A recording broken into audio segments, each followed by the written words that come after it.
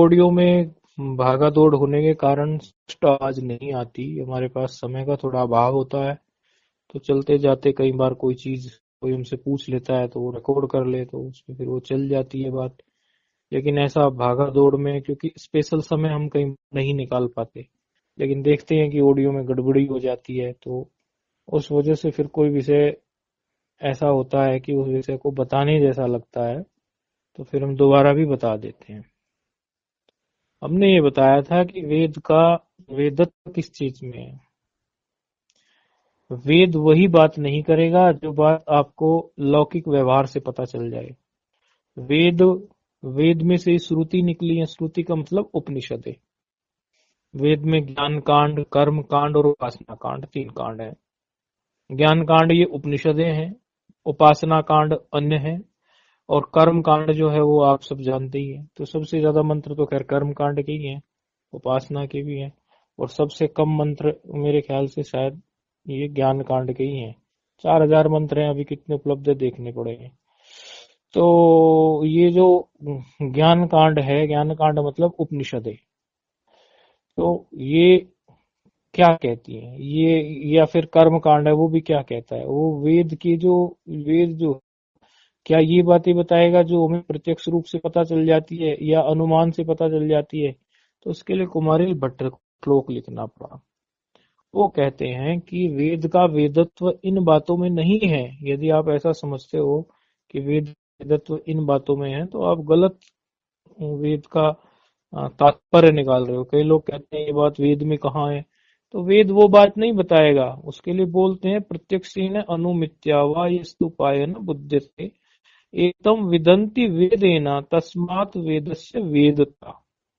प्रत्यक्षेण अनुमित्या, प्रत्यक्ष प्रमाण से या अनुमान प्रमाण से, वा मतलब और किसी भी प्रमाण से, यस्तु उपाय न बुध्यते, जो पता नहीं चलता, यस्तु उपाय न बुध्यते, एतम उसको, विदंती वेदेना, एतम विदंती वेदेना, वो वेद के द्वारा ही जानी जाती है।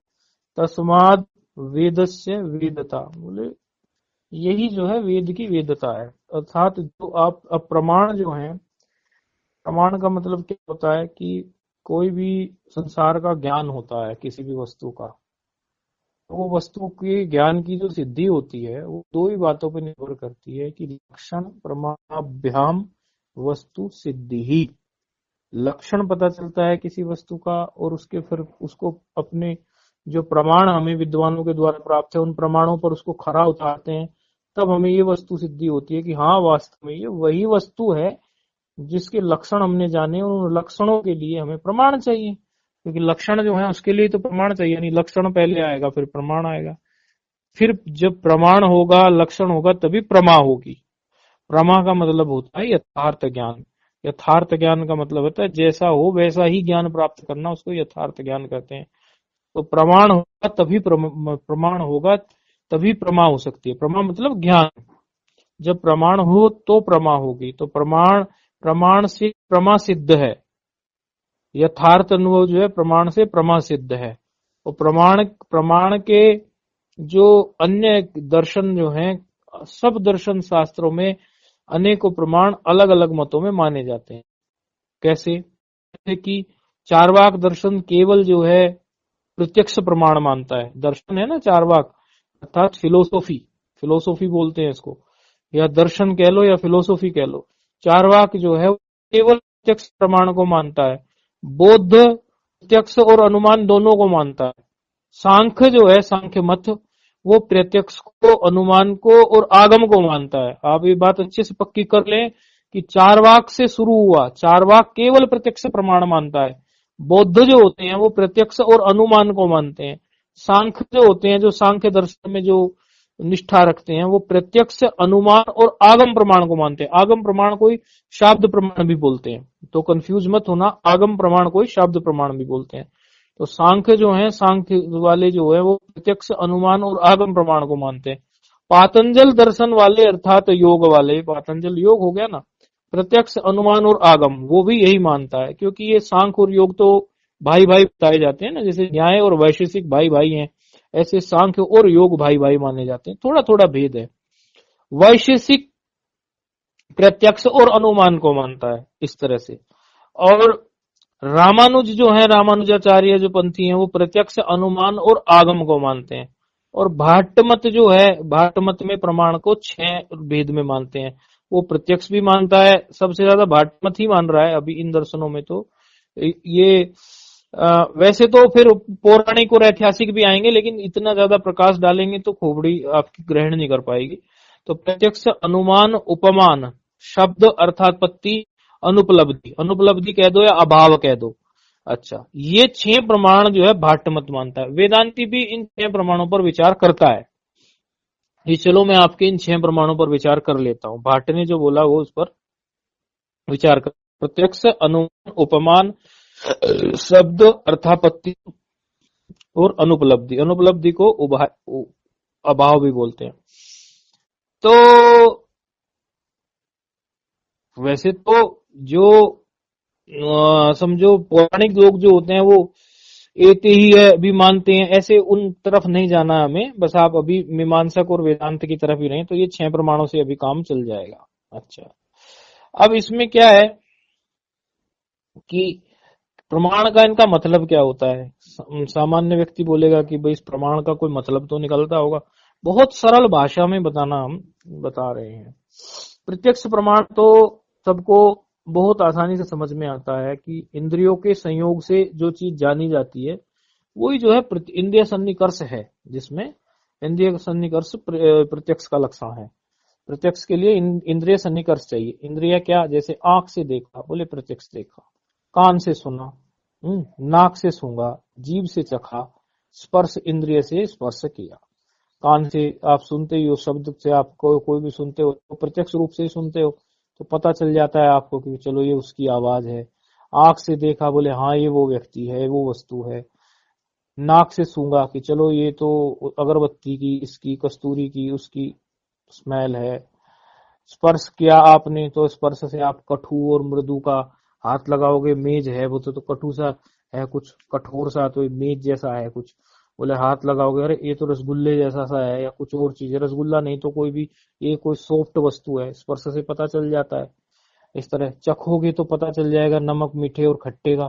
तो ये जो इंद्रिय सन्निकर्ष से जो भी आप कर पा रहे हो, ये प्रत्यक्ष प्रमाण के अंतर्गत आ जाते हैं। इनको बोलते हैं प्रत्यक्ष प्रमाण। ठीक है, और कौन से प्रमाण होते हैं, क्योंकि ये चाक्षुष हो सकते हैं, श्रावण हो सकते हैं, स्पर्श हो सकते हैं, हाँ? और रसायन प्रत्यक्ष भी हो सकता है, ग्राणज भी हो सकता है, मानस प्रत्यक्ष को भी मानो आप। मानस मन में भी पता चलता है ना, वो भी प्रत्यक्ष ही है। सुख दुख का पता चल रहा है ना, वो मानस को भी प्रत्यक्ष में आप गिन लीजिए समझने के लिए। घ्राणज हो सकता है, मतलब सूंघना इत्यादि। रसायन का किसी का प्रत्यक्ष होता है, खाने से जान पड़ता है मिठाई की खट्टा है। ये सब प्रत्यक्ष में आते हैं, जिनका आपको एकदम ज्ञान हो जाता है, उसमें कोई लंबा चौड़ा नहीं है। प्रत्यक्ष से आप समझ लो कि वो तुरंत ही ज्ञान हो जाता है। और इस तरह से होता है कि वो बिल्कुल हमारे इंद्रियों से होता है। एकदम तो अन्य भी ज्ञान हो जाएंगे, लेकिन इंद्रियों का उसमें सीधा सीधा सा संबंध है। दूसरा प्रमाण है अनुमान। अनुमान प्रमाण क्या है, जैसे हम रसोई घर को संस्कृत में महानसम बोलते हैं, महानस महानस बोलते हैं, महानस। तो वो रसोई घर को आपने वो ये देखा हुआ है, रसोई हम देखते हैं कि कहीं ना कहीं, अब ये गैस चूल्हे तो अभी आए ना, और दर्शन शास्त्र तो उस समय के है ना, लकड़ी इत्यादि का होता था। तो आपने देखा, और गैस में भी आप देखते हो थोड़ा बहुत धुआं तो उठ ही जाता है। चलो वो नहीं भी तो पुराने से चलते हैं। तो ये आपने देखा हुआ है कि जहां धुआं होता है वहां पर अग्नि होती है। यत्र यत्र धूम तत्र तत्र अग्नि, ऐसा, या वन्नी बोल देते हैं संस्कृत में, अग्नि को वन्नी बोल देते हैं। तो ये हो गया अनुमान प्रमाण। उपमान प्रमाण हो गया कि खेत में आप गए, किसी ने बोला भाई वहां पर एक जो है नीलगाय मिलेगी, जिसको गवया बोलते हैं संस्कृत में। तो नीलगाय को बोलेंगे वो कैसी होती है, बोले अरे वो गाय के जैसी ही होती है, यानी गाय से उसकी उपमा दे दी, सादृश्यता दे दी, तो उसको उपमान प्रमाण बोलते हैं। फिर आता है शब्द प्रमाण। शब्द प्रमाण है कि कोई आप्त आपको उपदेश कर दे। आप्त का मतलब वो जो आपको ठीक ठीक उपदेश कर दे, जो जिसकी बात जो है सब तरह से शोधित हो, वो आपको उपदेश करे। अपने अपने जैसे अपने अपने सबके आचार्य होते हैं, वही उनके आप्त पुरुष होते हैं। तो आप्त पुरुष ने जो उपदेश किया, वो आप्त पुरुष के उपदेश को शब्द प्रमाण कहते हैं। सही किया है, आप्त पुरुष है वो हमारे आचार्य जो हमारे, आप जैसे न्याय वालों के लिए जो है वो आप्त पुरुष कपिल इत्यादि होंगे, सांख्य वालों के लिए कुछ और होंगे। इस तरह से सबके लिए अलग, सांख्य के लिए कपिल होंगे, न्याय वालों के लिए फिर और होंगे, गौतम और कणाद होंगे।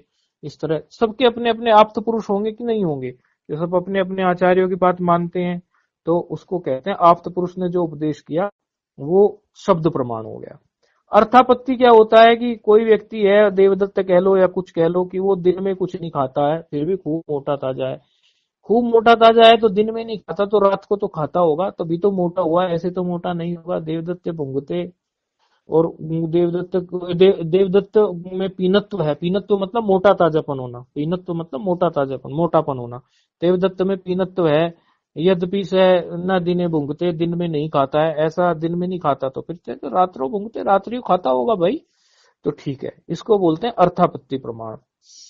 एक है अर्थापत्ति प्रमाण से अनुपलब्धि, अर्थापत्ति से भिन्न अनुपलब्धि। अनुपलब्धि को अभाव भी समझ लो, जैसे कहने लगो कि भाई यहाँ पर जो है भूतल में घट नहीं है, अर्थात भूमि पर घड़ा नहीं है, घट मतलब घड़ा, भूतल पर घट नहीं है, तो इसको अभाव प्रमाण। तो ये जो प्रमाण है सारे, इससे ज्यादा तो प्रमाण है नहीं, और भी प्रमाण होंगे, एक यह प्रमाण है या और कोई कितने भी प्रमाण हो, चलो 6 प्रमाणों का हमने जिक्र कर दिया।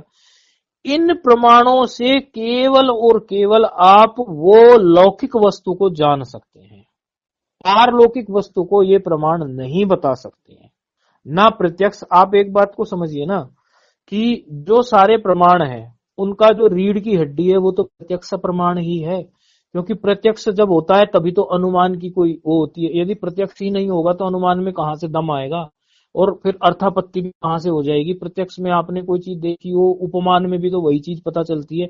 कभी प्रत्यक्ष किया था गाय का, तभी तो आप उपमान करके उसमें गव्य की सादृश्यता दिखा रहे हो, अर्थात नील गाय की सादृश्यता दिखा रहे हो, तो यानी प्रत्यक्ष ही है ना। और अनुमान भी आप तभी करते हो ना, प्रत्यक्ष आपने जो है रसोई घर में धुआं किया है कि नहीं किया है, तो अनुमान उपमान। अर्थापत्ति में भी कुछ तो आपने प्रत्यक्ष में देखा है, तो प्रत्यक्ष ही मुख्य है। यदि प्रत्यक्ष मुख्य है मतलब समझाने के लिए बोल रहे हैं, मुख्य सारे ही हैं, लेकिन ये बात समझाने के लिए बता रहे हैं कि जब प्रत्यक्ष जैसे प्रमाण से, और चलो प्रत्यक्ष से नहीं पता चला, मैं कहता हूं कि और से किसी से, जब किसी भी प्रमाण से आपको पता ही नहीं चल रहा है, चल ही नहीं सकता, यदि आपको इन प्रमाणों से पता चल जाए तो ये वेद का वेदत्व नहीं है। ये तो फिर आपको पता चल गया, आपकी इंद्रियों से पता चल गया, मन से पता चल गया, किसी न किसी ने आपको, आप तो पुरुष ने बता दिया आपको, ऐसे ही पता चल गया। ये ऐसा नहीं है। वेद का वेदत्व इस चीज में है। कुमारिल भट्ट ये कह रहे हैं कि जो प्रत्यक्षेण अनुमित्या, प्रत्यक्षेण अर्थात प्रत्यक्ष के द्वारा, अनुमित्या वा शब्द जोड़ने से ये हो गया कि सारे प्रमाणों का जिक्र हो गया। प्रत्यक्षेण अनुमित्या वा यस्तु पाए न बुध्यते, यस्तु पाय न बुध्यते, कोई भी उपाय से वो नहीं बोधगम्य होता। तो फिर क्या है कि जो किसी भी उपाय से बोधगम्य नहीं होता, वो चीज किसके द्वारा होती है, बोले प्रत्यक्षेण अनुमित्या व यस्तु पाए न बुध्यते एतम विदंति वेदेन, एतम विदंति वेदेन तस्मात् वेदस्य वेदता। मतलब फिर वो केवल वेद के द्वारा जाना जाएगा। आप दर्शन करने गए शंकराचार्य जी के, और अन्य भी संतों के दर्शन करने गए, या आप कोई भी धर्म के प्रति कोई कर्म कांड, कोई यज्ञ करते हैं, तो आपको क्या कोई उससे जो उत्पन्न हुआ, उससे जो उत्पन्न धर्म उत्पन्न हुआ, उस धर्म में आपसे उससे जो पुण्य उत्पन्न हुआ, क्या आप उसको देख सकते हैं, जान सकते हैं, किसी भी प्रमाण से नाप सकते हैं? क्या आज तक कोई ऐसा पैरामीटर बना है कि 2 किलो पुण्य हो गया? नहीं। केवल वेद जो है, या वेद परक जो शास्त्र है, वेद में से ही पुराण निकली है, वो भी तो वेद परक ही है। केवल वो शास्त्र जो है अर्थात वेद है, वो ही आपको बताता है कि ऐसा होने से ऐसा पुण्य होगा, ऐसा होगा, और उस पर ही आपको विश्वास करना पड़ेगा। स्वर्ग है, नरक है, धर्म है, अधर्म है, ये सारी चीजें यदि आपको प्रत्यक्ष प्रमाण से पता चल जाती, अनुमान प्रमाण से पता चल जाती, उपमान प्रमाण से पता चल जाती, यदि अर्थापत्ति से पता चल जाती, यदि शब्द से ही केवल पता चल जाती, आप तो पुरुष भी जो उपदेश करेगा शब्द का, वो भी वेद को ही प्रमाण लेके करेगा। यदि करेगा, यदि आपको शब्द से तो पता चलता है, आगम से पता चलता है, तो वो आप तो पुरुष के को पता कहीं से नहीं चला वेद के अलावा, उसको भी वेद से ही पता चला है। और आपको यदि वो अनुपलब्धि से पता चल जाती, अर्थात प्रत्यक्षेन अनुमित्या, किसी भी प्रमाण के द्वारा आप वो बात नहीं जान सकते जो बात आप वेद के द्वारा जानोगे, उपनिषद के लिए जानोगे। इसीलिए ये कहा गया है, आज जो छदम कई बार कई लोग कहते हैं कि मैं तो अपने को अपनी सी अनुभूति में स्वयं से स्वयं को जान गया। स्वयं से स्वयं को तुम कैसे जान सकते हो जो विषय तुम्हारा कभी पहले अनुभूत किया हुआ ही नहीं है, जो तुमने कभी अनुभूत ही नहीं किया, यदि तुम्हारे मन ने, अंतःकरण ने, मन और अंतःकरण की वहां पहुंच ही नहीं है, ये तो वाचो निवर्तते या प्राप्त मनसा सा, वहां तो है ही नहीं पहुंच मन की, तो वहां फिर आप उसको कैसे जान सकते हो? नहीं जान सकते। कोई कहेगा मैंने स्वयं से स्वयं जान लिया, तो वो जो जाना हुआ भी है, यदि आपने कुछ अनुभूति भी है या अगर है भी, वस्तुतः वैसे आप जान नहीं सकते, वो केवल वेद से ही जाना जाएगा, अर्थात श्रुति से, उपनिषदों से ही, उपनिषदें ही उसको प्रमाणित करेंगी, क्योंकि इन सब चीजों में बिल्कुल बिना उपनिषद होने वाला नहीं है। वेद का मतलब जो वेदांती लोग हैं वो वेद उपनिषद इत्यादि लगा लेना अधिक, ऐसे तो वेद का मतलब पूरा ही हो गया। कर्मकांड भी है, कर्मकांड से जो बोले स्वर कामा, ये जो फल प्राप्त होता है, और यज्ञ इत्यादि का कि स्वर काम मिलेगा मुझे, स्वर्ग मिलेगा या ये मिलेगा, अश्वमेध यज्ञ से मैं संपूर्ण पृथ्वी का राजा बनूंगा और इंद्र पद मिल जाएगा मुझे, अश्वमेध यज्ञ के बाद में फिर मुझे यहाँ पृथ्वी का राजा, बाद में मैं इंद्र बन जाऊंगा, इस तरह से। तो ये जो सब चीजें हैं ये आप वेद से ही जान सकते हैं। इसकी कोई माप नहीं है कि आपके पास कोई इसका, कोई आपने पैरामीटर लगा के या कोई आप इसका थर्मामीटर लगा के या आप इसमें कोई प्रत्यक्ष प्रमाण से, अनुमान, किसी भी प्रमाण, क्योंकि इन प्रमाण में सभी आ गया, इन प्रमाण में आपके यंत्र भी आ गए, सब आ गया, आप उसको माप ही नहीं सकते। तो जो चीजें, क्योंकि कोई लोग कहते हैं ना कि वेद में ये बात, तो ये बात वेद ने क्यों नहीं कही, ये बात वेद ने क्यों नहीं कही, ये बात वेद ने क्यों नहीं बताई, ये बात वेद ने क्यों नहीं बताई, इस कारण से कुमारिल भट्ट को ये श्लोक रचना पड़ा। उन्होंने बोला कि प्रत्यक्षेन अनुमित्या, बोले इसकी बात छोड़ दो, जो आप सारी दुनिया के सारे अनुमानों को ले लो, सारे प्रमाणों को ले लो, प्रत्यक्ष को ले लो, अनुमान को ले लो, उनसे भी जो बात पता नहीं चलेगी, वो बात केवल वेद बताएगा, वेद बताएगा। इसलिए कहा जाता है ज्ञान श्रुति परक है। इसके लिए महाराज जी अखंडानंद जी सरस्वती एक दिन रात को 2 बजे ब्रह्मचारी नितिन, बाद में प्रत्यक बोधानंद हुए। वो पहले उनका नाम था ब्रह्मचारी नितिन, बाद प्रत्यक बोधानंद हुए। अभी उनका 4 महीने पहले शरीर छूटा। यहाँ पर कई जगह उनकी पुण्यतिथि मनाई गई। चिन्मय मिशन के, दयानंद मिशन के बड़े महात्मा थे, खूब प्रसिद्ध, और वो महाराज जी के बड़े प्रिय थे। तो वो उनको कहते थे कि राज तुम्हें कुछ प्रश्न करना है विशेष तो रात को 2 बजे आके पूछना। नितिन बड़ा प्रेम करते थे वो, मतलब बहुत प्रेम था उनका, वो बहुत, क्योंकि वो महाराज जी के वचनों को बहुत बहुत ही वो देते थे वैल्यू, तो वो बहुत प्रेम करते थे महाराज जी उनसे। तो उनके लिए बोलते भी थे कि भाई तुम हमारा चेला बनो न बनो, लेकिन हम तुम्हें अपना चेला मानते हैं, ऐसा बोलते थे। तुम हमें गुरु मानो ना मानो, लेकिन हम तुम्हें अपना चेला मानते हैं। क्योंकि वो अच्छे, वो हर वक्त जो है अपने हाथ में टेप रिकॉर्डर रखते थे, महाराज जी के एक भी वचन को वो नहीं करते थे, मतलब उसको रिकॉर्ड करके संजो के रखते थे, सुनते थे। बाद में वो टेप उन्होंने खैर सारे आनंद आश्रम वृंदावन को दे भी दिए, ऐसा उन्होंने ही बोला था 2 साल पहले आनंद आश्रम वृंदावन में, वो मैंने सुना था। अब तो उनका शरीर ही पूरा हो गया, तो क्योंकि अब की बारी लॉकडाउन के समय में शरीर पूरा हुआ उनका, तो पिछले साल, यानी कि अब तो 21 चल गया ना, 20 में। तो उन्होंने ये बात बोली महाराज जी से कि महाराज जी आज के समय पर यहाँ पर कौन कौन लोग जो हैं आपको ब्रह्म ज्ञानी जान पड़ते हैं। ये बात रही होगी लगभग लगभग से सन 80 की, ये बात सन 82 या 83 की बात है, जो ये बात है, या 84 की होगी, 80 के बाद की, या 80 के बाद की बात है कि इस समय इस पृथ्वी पर जो भी इतने प्रसिद्ध वक्ता हैं या सब अपने को घोषित कर रहे हैं, मैं ब्रह्मज्ञानी, मैं ब्रह्मज्ञानी, सब कहते फिर रहे थे उस समय पे, सब थे उस समय पर, सब उपलब्ध थे बड़े बड़े, मतलब सबको मानकर पूछी गया था ये प्रश्न। भले ओशो मर गया है, जिंदा था मुझे नहीं पता, जिंदा ही था उस समय, और समझ लो उस समय पर सभी थे, बड़े बड़े आचार्यों की बात हो रही है, छोटे मोटे की तो बात अभी हो रही नहीं है। बापू जी का तो उस समय कोई बड़ा खास नाम भी नहीं था, लेकिन जो बड़े बड़े भी थे अपने आप में घोषित थे, स्वघोषित, स्वयंभू, सब अपने को ब्रह्मज्ञानी घोषित किए घूम रहे थे। उनके प्रति रात को 2 बजे प्रश्न किया था। उन्होंने वो नाम भी उच्चारित किए हैं, लेकिन उन नामों में नहीं जाना है, ठीक है, किसी की निंदा की तरफ नहीं जाना है, लेकिन जो हमें समझना है उस तरफ जाना है। इससे ये श्लोक जुड़ता है, इसीलिए मैं बता रहा हूं। ये श्लोक इससे नहीं जुड़ता तो व्यर्थ विलाप करने में कोई लाभ नहीं है। तो महाराज जी बोले कि देख भाई, सब ब्रह्मज्ञानी है, सब ज्ञानी है, क्या है उस विषय को तो छोड़ दे। लेकिन ये जो सब दिख रहे हैं ना, कह रहे हैं, घोषित कर रहे हैं, इनका किसी का भी ज्ञान जो है ना, ये अब पब्लिक में तो ऐसी बात नहीं बोल सकते, अकेले क्षणों में ही बोलेंगे, क्योंकि महात्मा के दो जीवन होते हैं, एक आम पब्लिक के सामने, एक वो विशेष जिज्ञासु को, क्योंकि आम पब्लिक नहीं सुन सकती वो बातें। अब आप 4-5 लोगों को, 6 लोगों को जो बात मैं बोल दूंगा वो आम में नहीं बोल सकता ना, वो मुझे सोच के बोलना पड़ेगा। तो उन्होंने बोला, देख भाई, ये जितने तुम्हें दिखते हैं बड़े बड़े, ये इनका किसी का भी ज्ञान, ये भावित ब्रह्म ज्ञानी है, भावित ब्रह्म ज्ञानी, मतलब भावना से समझ लिया है कि हम ब्रह्म ज्ञानी है। समझना, इस बात से बहुत बड़ी बात आ रही है निकल के, ये भावित ब्रह्म ज्ञानी है, ये श्रुति प्रमाणित ब्रह्म ज्ञानी नहीं है। देखो कितनी बड़ी बात आई, ये श्रुति प्रमाणित, वेद प्रमाणित ब्रह्म ज्ञानी नहीं है, यानी श्रुति जिसको प्रमाणित करता है। क्योंकि श्रुति तो बहुत, श्रुति जिसको प्रमाणित करेगी, इनका ज्ञान तब होगा ना जब ये ठीक से गुरु परंपरा से इन्होंने अध्ययन किया हो उपनिषदों का, और गुरु परंपरा से अध्ययन करके उस तत्व को वो वैसे ही उपनिषदीय तरीके से ही जानते हो, तब तो माना जाएगा।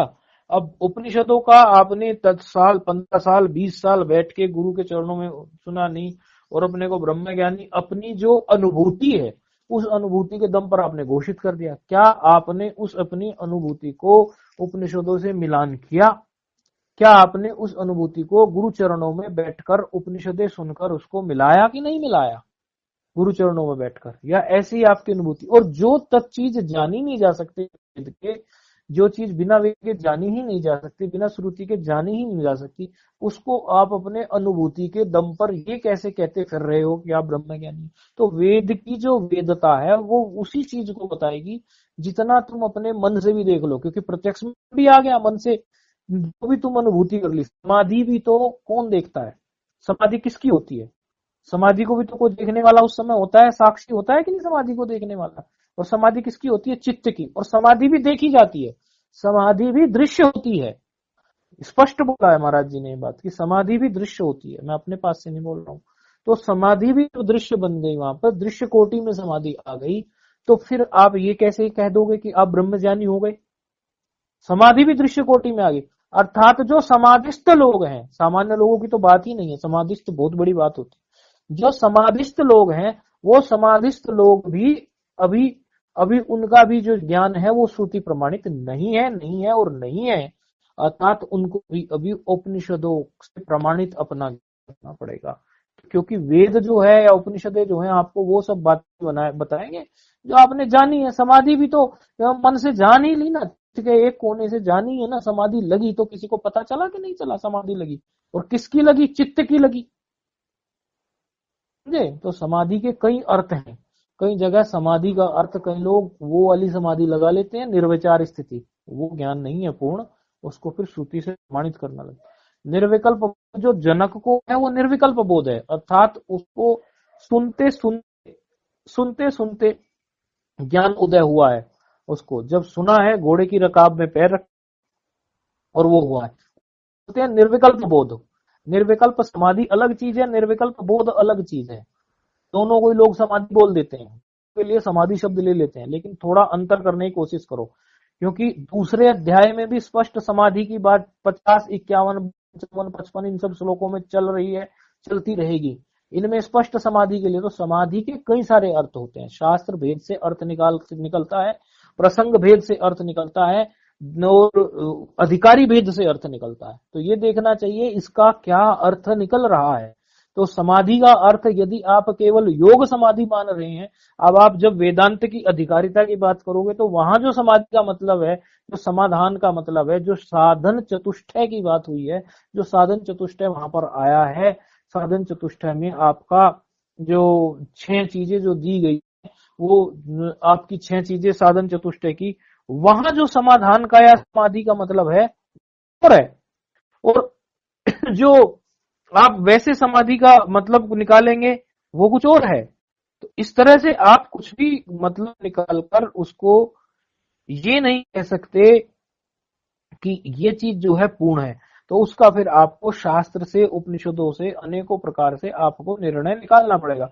क्योंकि कई जगह क्या होता है कि साधन चतुष्टय जो है, साधन चतुष्टय तो केवल वेदांत की अधिकारिता मात्र है, जिस साधन चतुष्टय को आप लेके चल रहे हैं वो केवल वेदांत की अधिकारिता मात्र है।